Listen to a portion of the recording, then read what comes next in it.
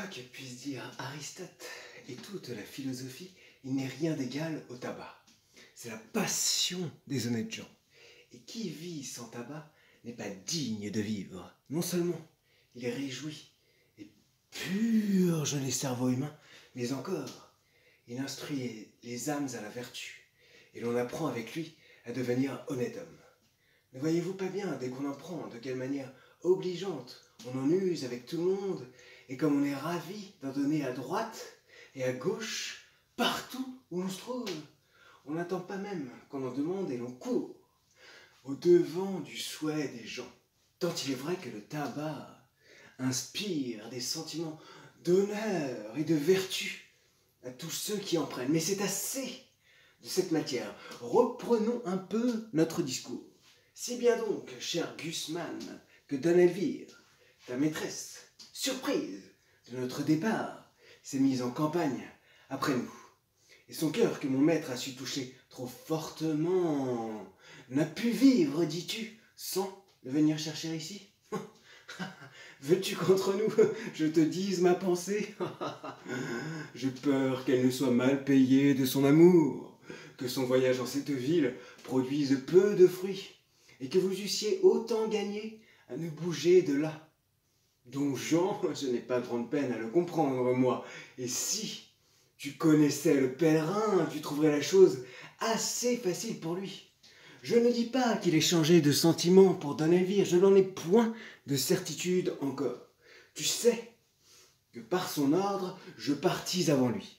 Et depuis son arrivée, il ne m'a point entretenu. Mais, par précaution, je t'apprends internos que tu vois en Don Juan, mon maître, le plus grand scélérat que la terre ait jamais porté. Un enragé, un chien, un diable, un turc, un hérétique qui passe cette vie en véritable bête brute. Un pourceau d'Épicure, un vrai sardanapale qui ferme l'oreille à toutes les remontrances qu'on lui peut faire et traite de billevesée tout ce que nous croyons. Tu me dis qu'il a épousé ta maîtresse?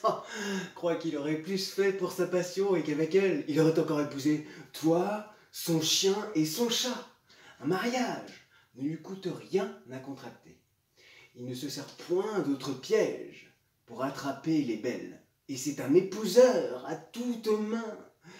Dames, demoiselles, bourgeoises, paysannes, il ne trouve rien de trop chaud, ni de trop froid pour lui. Et si je te disais le nom de toutes celles qu'il a épousées en divers lieux, ce serait un chapitre à durer jusque ce soir. Tu demeures surpris et changes de couleur à ce discours. Mais ce n'est là qu'une ébauche du personnage. Et pour en achever le portrait, il faudrait bien d'autres coups de pinceau. Suffit qu'il faut que le courroux du ciel l'accable quelques jours, qu'il me vaudrait bien mieux d'être au diable que d'être à lui, et qu'il me fait voir tant d'horreurs que je souhaiterais qu'il fût déjà je ne sais où. Mais un grand seigneur, méchant homme, est une terrible chose.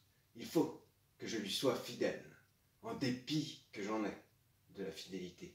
La crainte en moi fait l'office du zèle, bride mes sentiments, et me réduit d'applaudir bien souvent à tout ce que mon âme déteste.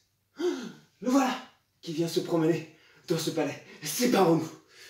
Écoute au moins, je t'ai fait cette confidence avec franchise, et cela m'est sorti un peu bien vite de la bouche. Mais s'il valait qu'il en vînt quelque chose à ses oreilles, je dirais hautement que tu aurais menti. Quel homme te parlait là? Il a bien l'air, ça me semble, du bon Gusman de Dame Elvire. Ah, c'est quelque chose aussi, à peu près de cela. Quoi, c'est lui? Lui-même. Et depuis quand est-il en ville? D'hier au soir. Et quel sujet elle amène? Ah, je crois que vous jugez assez ce qui le peut inquiéter. Notre départ, sans doute. Le bonhomme en est tout mortifié et m'en demandait le sujet. Et quelle réponse as-tu faite? Que vous ne m'en aviez rien dit. Mais encore, quelle est ta pensée là-dessus? Que t'imagines-tu de cette affaire? Moi, je crois, sans vous faire tort, que vous avez quelque nouvel amour en tête? Tu le crois? Oui. Ma foi, tu ne te trompes pas. Et je dois t'avouer qu'un autre objet a chassé Elvire de ma pensée. Eh mon Dieu, je connais mon Don Juan pour le plus grand coureur du monde. Il se plaît à se promener de liens en liens et n'aime guère à demeurer en place.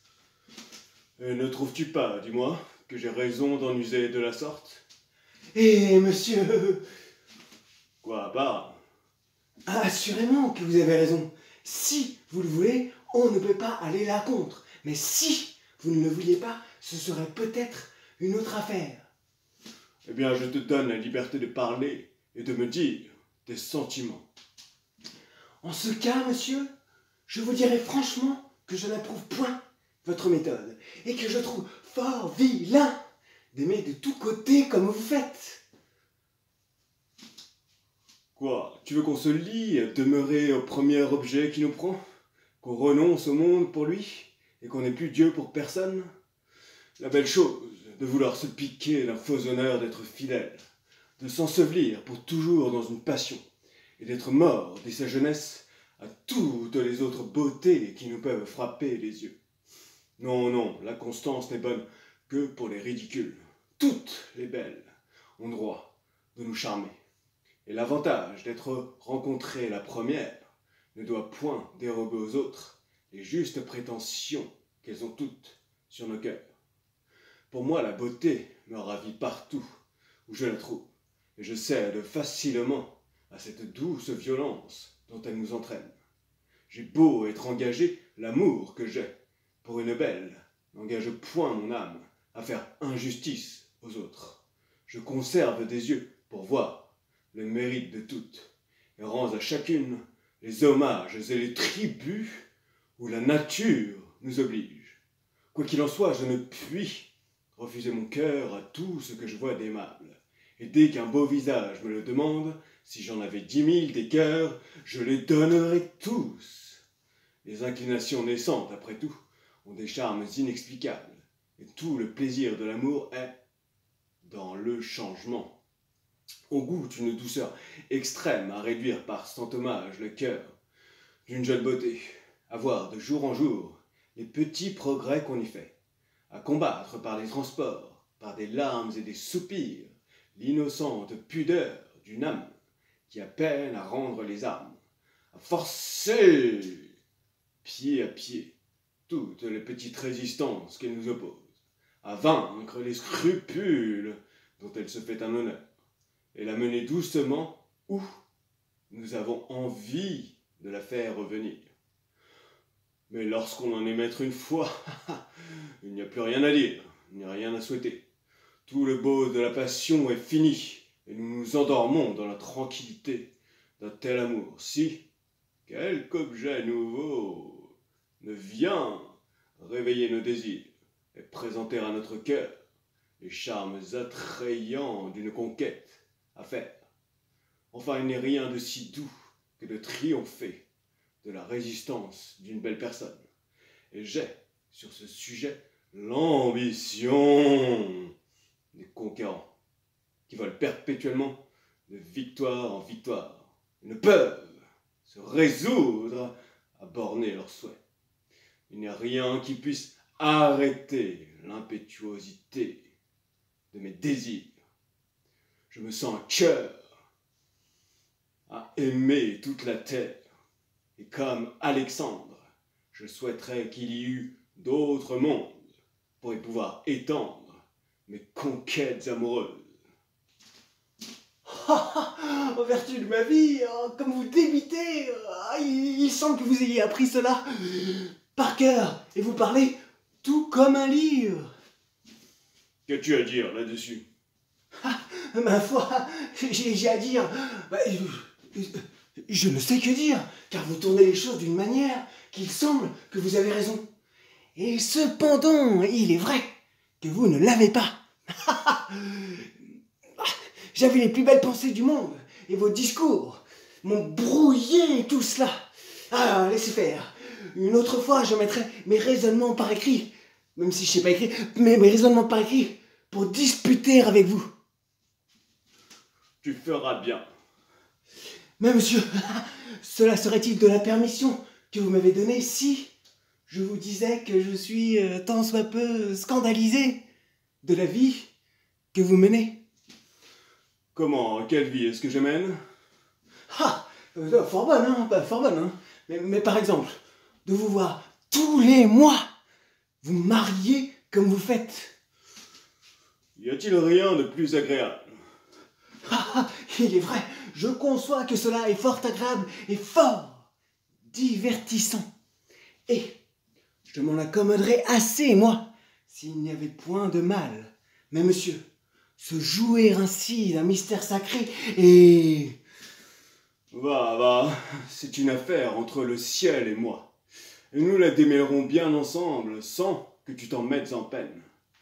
Ah, ma foi, monsieur, j'ai toujours ouï dire que c'est une méchante raillerie que de se railler du ciel, et que les libertins ne font jamais une bonne fin.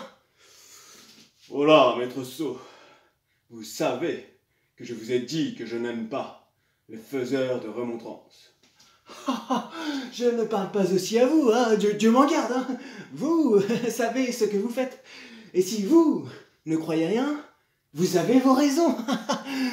Mais il y a de certains petits impertinents dans le monde qui sont libertins, sans savoir pourquoi, qui font les esprits forts parce qu'ils croient que cela leur sied bien. Et si j'avais un maître comme cela, je lui dirais fort nettement, osez-vous bien ainsi vous jouez du ciel et ne tremblez-vous point de vous moquer comme vous faites des choses les plus saintes.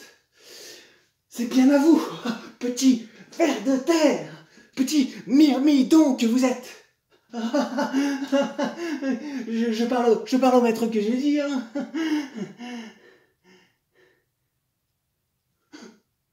C'est bien à vous, à vouloir vous mêler de tourner en raillerie ce que tous les hommes révèrent.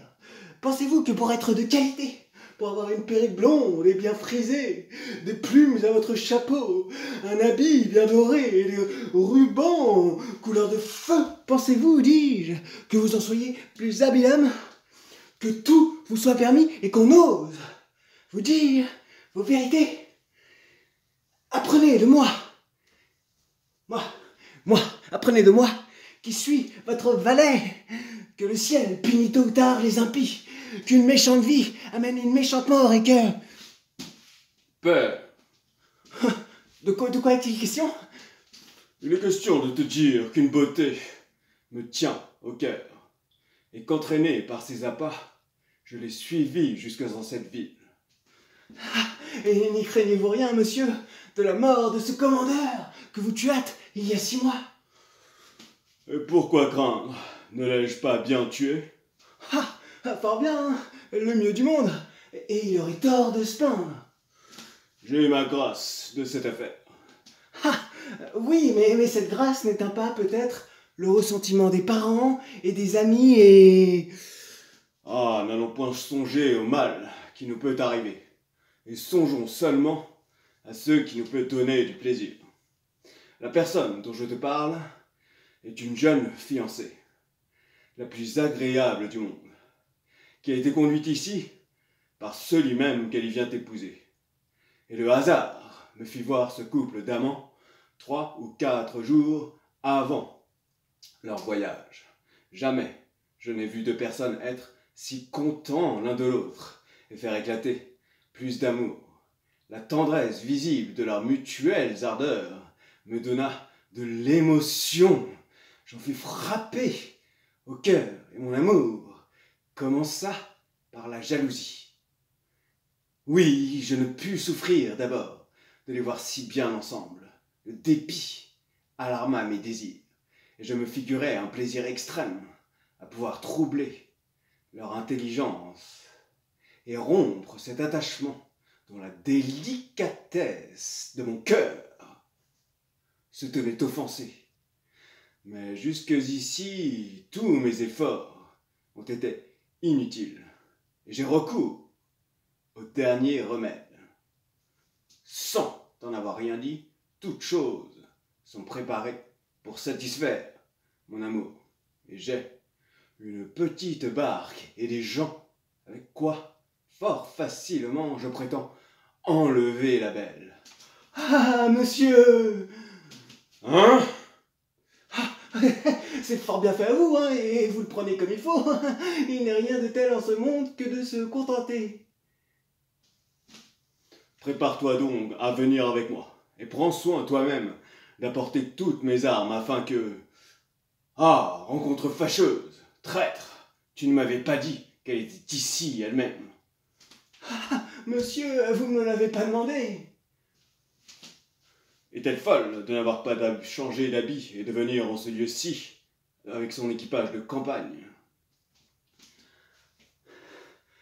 Me ferez-vous la grâce, don Juan, de vouloir bien me reconnaître? Et puis-je au moins espérer que vous daigniez tourner le visage de ce côté? Madame, je vous avoue que je suis surpris, et que je ne vous attendais pas ici. Oui, je vois bien que vous êtes surpris, et que vous ne m'y attendiez pas. Et vous êtes surpris à la vérité, mais tout autrement que je ne l'espérais. J'admire ma simplicité et la faiblesse de mon cœur, à douter d'une trahison que tant d'apparence me confirmait. J'ai été assez bonne, ou plutôt assez sotte, ou plutôt assez bonne, je le confesse, sotte, je le confesse, pour me vouloir tromper moi-même et travailler à démentir mes yeux et mon jugement. J'ai cherché des raisons pour excuser à ma tendresse le relâchement d'amitié qu'elle voyait en vous. Je me suis forgé exprès, sans sujet légitime, d'un départ si précipité, pour vous justifier du crime dont ma raison vous accusait. Ah, mes justes soupçons chaque jour avaient beau me parler, je rejetais la voix qui vous rendait criminel à mes yeux, et j'écoutais avec plaisir 1000 chimères ridicules qui vous peignaient innocente à mon cœur. Mais enfin, cet abord ne me permet plus de douter, et le coup d'œil qui m'a reçu m'apprend bien plus de choses que je ne voudrais en savoir. Je serais bien aise pourtant d'ouïr de votre bouche les raisons de votre départ. Parlez, don Juan, et voyons de quel air vous saurez vous justifier. Madame, voilà Sganarelle qui sait pourquoi je suis parti. Moi, monsieur, je n'en sais rien, s'il vous plaît. Eh bien, Sganarelle, parlez, et n'importe de quelle bouche j'entende ces raisons. Allons, parle-toi, madame. Je n'ai rien à répondre, que voulez-vous que je dise?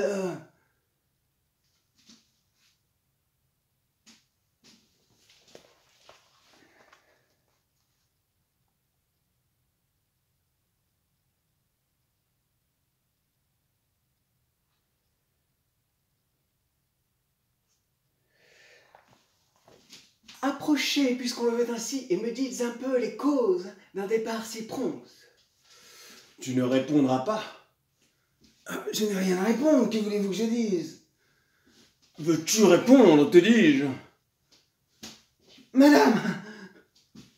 Quoi? Monsieur! Si. Ah, madame, les conquérants, Alexandre et les autres mondes sont cause de notre départ. Voilà, monsieur, tout ce que je puis dire. Vous plaît-il, don Juan, nous éclaircir ces beaux mystères? Madame, à vous dire la vérité, Ah, qui vous savez mal vous défendre pour un homme de cour, et qui doit être accoutumé à ces sortes de choses. J'ai pitié de vous voir la confusion que vous nous avez. Que ne vous armez-vous le front d'une noble effronterie? Que ne me dites-vous que vous êtes toujours dans les mêmes sentiments pour moi, et que rien n'est capable au monde de vous séparer de moi que la mort? Que ne me jurez-vous que des affaires de la dernière conséquence vous ont obligé à partir sans m'en donner avis? Qu'il faut que malgré vous, vous demeuriez ici quelque temps et que je n'ai qu'à m'en retourner d'où je viens, assuré que vous suivrez mes pas le plus tôt qu'il vous sera possible.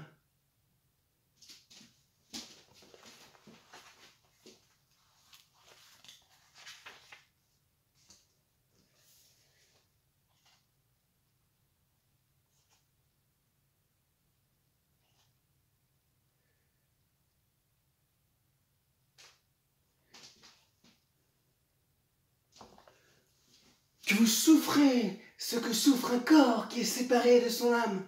Voilà comme il faut vous défendre et non pas être interdit comme vous êtes. Madame, je vous avoue que je n'ai point le talent de dissimuler et que je porte un cœur sincère. Je ne vous dirai point que je suis toujours dans les mêmes sentiments pour vous et que je brûle de vous rejoindre, puisqu'enfin il est assuré que je ne suis parti que pour vous fuir, non point par les raisons que vous pouvez vous figurer, mais par un pur motif de conscience, et pour ne croire pas qu'avec vous davantage je puisse vivre sans péché. Il m'est venu des scrupules, madame, et j'ai ouvert les yeux de l'âme sur ce que je faisais. J'ai fait réflexion que pour vous épouser, je vous ai dérobé à la clôture d'un couvent, que vous avez rompu des vœux qui vous engageaient autre part, et que le ciel est fort jaloux de ces sortes de choses. Le repentir m'a pris, et j'ai craint le courroux céleste. J'ai cru que notre mariage n'était qu'un adultère déguisé, et qu'enfin je devais tâcher de vous oublier et vous donner moyen de retourner à vos premières chaînes. Voudriez-vous, madame, vous opposer à une si sainte pensée, et que j'allasse, en vous retenant, me mettre le ciel sur les bras que par... Ah, scélérat! C'est maintenant que je te connais tout entier, et pour mon malheur, je te connais, lorsqu'il n'en est plus temps, et qu'une telle connaissance ne peut plus me servir qu'à me désespérer. Mais sache que ton crime ne demeurera pas impuni, et que le même ciel dont tu te moques me saura venger de ta perfidie. Sganarelle, le ciel. Ah, vraiment oui, nous nous moquons bien de cela, nous autres. Madame, Il suffit, je n'en veux pas ouïr davantage, et je m'accuse même d'en avoir trop entendu. C'est une lâcheté que de se faire expliquer trop sa honte, et sur de tels sujets, un noble cœur doit réagir le plus sainement possible, le plus proprement possible. N'attends pas que j'éclate ici en reproches et en injures. Non, non, je n'ai point un courroux à exhaler en paroles vaines, et toute sa chaleur se réserve pour sa vengeance.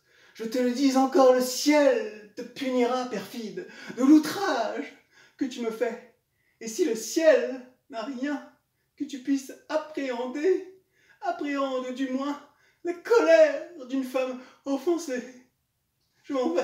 Ah. madame, demeurez ici, on vous y logera le mieux que l'on pourra. Non.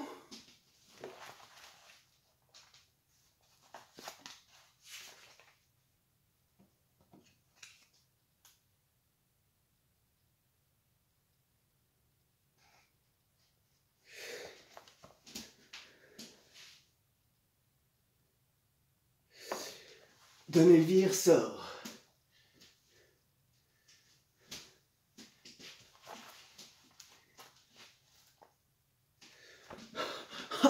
Si le remords le pouvait prendre.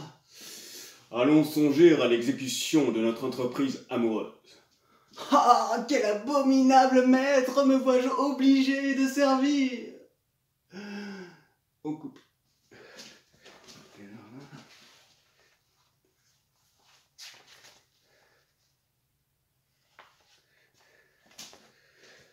Donc là, il y a l'histoire de la préparation, comment Don Juan a préparé son truc pour son aventure pour attraper la fille qu'il veut.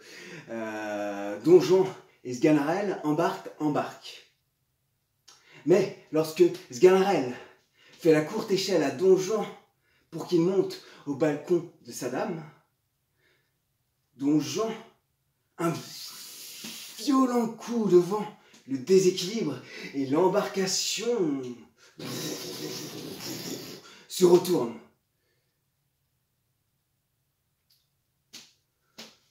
Nous avons manqué notre coup, Sganarelle, et cette bourrasque imprévue a renversé avec notre barque le projet que nous avions fait. Mais, à te dire vrai, la paysanne que je viens de quitter répare ce malheur, et je lui ai trouvé des charmes qui effacent de mon esprit le chagrin que me donnait le mauvais succès de notre entreprise. Il ne faut pas que ce cœur m'échappe, et j'y ai déjà jeté des dispositions à ne pas me souffrir longtemps de pousser des soupirs. Monsieur, j'avoue que vous m'étonnez. À peine sommes-nous échappés d'un péril de mort qu'au lieu de rendre grâce au ciel, de la pitié qu'il a daigné prendre de nous, vous travaillez tout de nouveau à attirer sa colère par vos fantaisies accoutumées et vos amours criminels.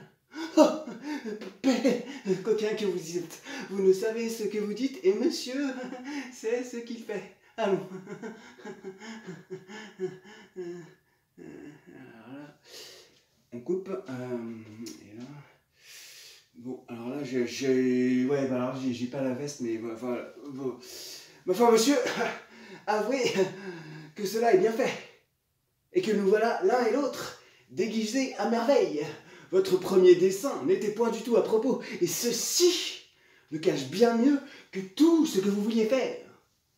Il est vrai que te voilà bien, et je ne sais où tu as été déterré cet attirail ridicule. Oui, c'est l'habit d'un vieux médecin qui a été laissé en gage au lieu où je l'ai pris. Mais savez-vous, monsieur, que cet habit me met déjà en considération, que je suis salué des gens que je rencontre et que l'on me vient consulter ainsi qu'un habile homme. Comment donc? 5 ou 6 paysans et paysannes, en me voyant passer, me sont venus demander mon avis sur différentes maladies. Tu leur as répondu que tu n'y entendais rien. Moi, point du tout. J'ai voulu soutenir l'honneur de mon habit. J'ai raisonné sur le mal et leur ai fait des ordonnances à chacun. Et quel remède encore leur as-tu ordonné? Ma foi, monsieur, j'en ai pris par où j'en ai pu attraper. J'ai fait mes ordonnances à l'aventure, et ce serait une chose plaisante si les malades guérissaient et qu'on m'en vint remercier. Et pourquoi non? Par quelle raison n'aurais-tu pas les mêmes privilèges qu'ont tous les autres médecins?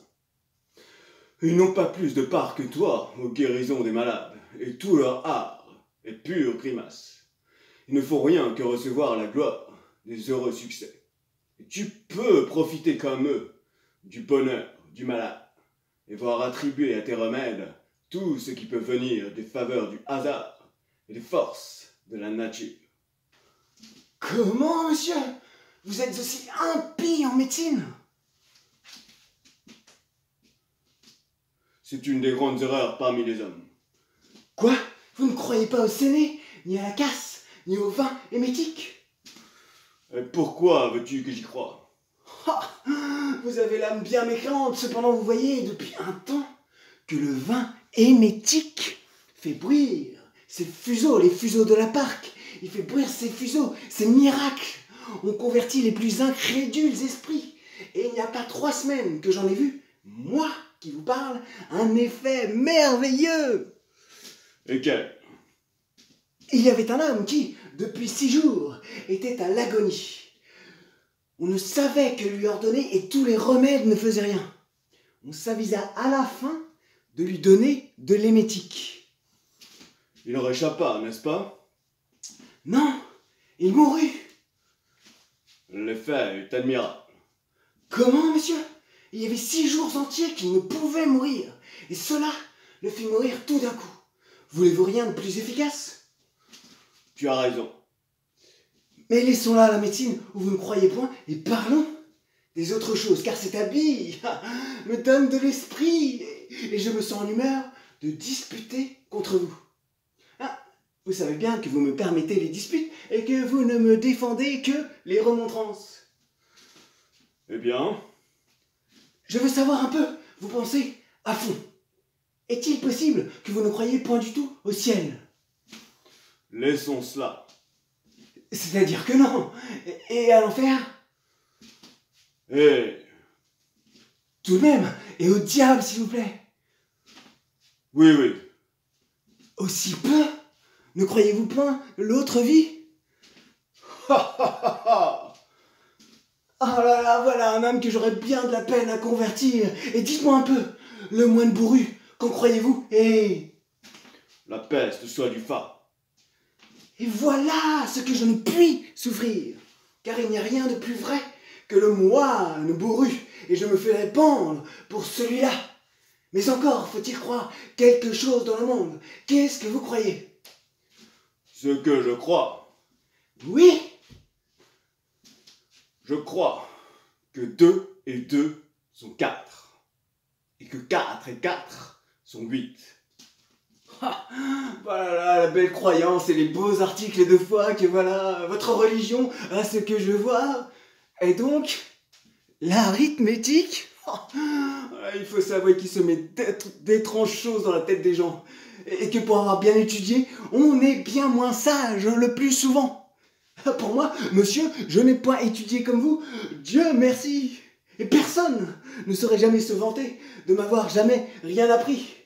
Mais, avec mon petit sens, mon petit jugement, je vois les choses mieux que tous les livres et je comprends fort bien que ce monde que nous voyons là n'est pas un champignon qui soit venu tout seul en une nuit.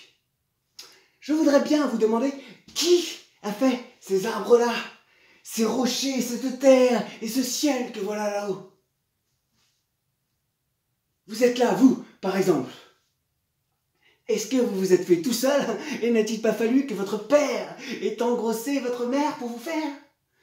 Pouvez-vous voir toutes les inventions dont la machine de l'homme est composée sans admirer de quelle façon cela est agencé l'un dans l'autre?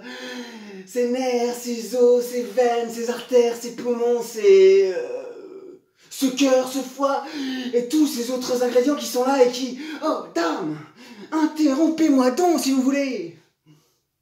Ah, je ne saurais disputer si l'on ne m'interrompt. Non, vous vous taisez exprès et me laissez parler par belle malice. J'attends que ton raisonnement soit fini. Mon raisonnement est qu'il y a quelque chose d'admirable dans l'homme, quoi que vous puissiez dire, que tous les savants ne sauraient expliquer. Cela n'est-il pas merveilleux que me voilà ici et que j'ai quelque chose dans la tête qui pense 100 choses différentes en un moment et fait de mon corps tout ce qu'elle veut?